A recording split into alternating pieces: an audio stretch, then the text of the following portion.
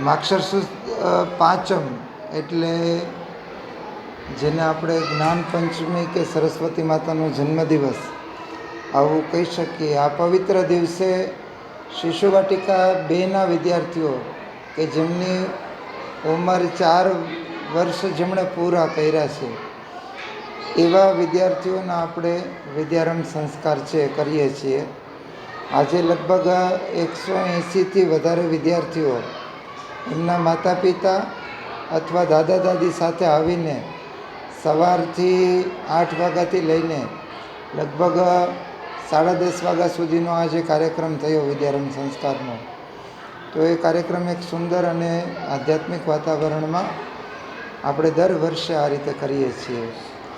વિદ્યાર્થીઓનું ઔપચારિક શિક્ષણ એ વિદ્યારંભ સંસ્કાર પછી શરૂ થતું હોય છે.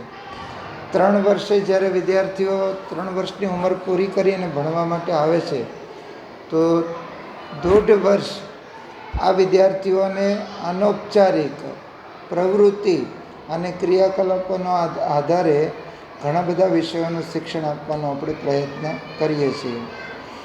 ત્યાર પછી જ્યારે એમની ઉંમર 4 વર્ષની પૂરી થાય તો આપણા શાસ્ત્રોની અંદર જે વિધિ વિધાન છે 16 સંસ્કારોની વાત કરેલી છે. તો વિદ્યારંભ સંસ્કાર એ પણ 16 સંસ્કારમાંનો એક સંસ્કાર છે.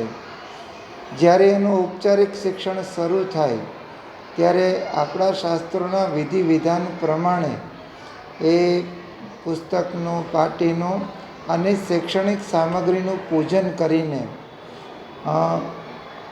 વિદ્યાના જે આદ્ય આપણા ગુરુઓ કહી શકાય એમણે જે વિધિ બતાવી છે, એટલે આપણા જે પવિત્ર વિદ્યા એટલે ઓમકાર, પછી શ્રી, પછી ગણેશ ભગવાન, સરસ્વતી માતા, આ બધાના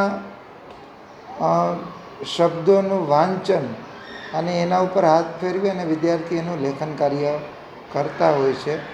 અને આજના દિવસ પછી એનું વાંચવાનું અને લખવાનું આ 2 કામ છે એ હવેથી શરૂ થશે. એનું ઔપચારિક શિક્ષણ બધા જ વિષયનું એ હવે પછીના દિવસથી છે એ શરૂ થશે. શિક્ષણ એટલે માત્ર માહિતી નથી, પરંતુ વિદ્યાર્થીઓ ખરા અર્થમાં જીવન કેમ જીવવું એ શીખવવું, એનું નામ શિક્ષણ છે. તો વિષયોની માહિતીની સાથે સાથે આપણા જે પ્રાચીન ગ્રંથો વેદો છે, 4 વેદો છે, રામાયણ છે, મહાભારત છે, ભગવદ્ ગીતા છે, આવા જે પવિત્ર ગ્રંથો છે એ વાલીઓ પોતાના ઘેરેથી લઈ આવી અને પોથી સ્વરૂપે મંદિરે ગ્રંથોનું પૂજન થયું અને પછી પોથી સ્વરૂપે પોતાના માથા ઉપર ઉપાડીને શોભાયાત્રાના સ્વરૂપમાં શક્તિ માતાના મંદિરથી સરસ્વતી શિશુ મંદિર સુધી આપણે આ પોથી યાત્રા પણ કાઢી.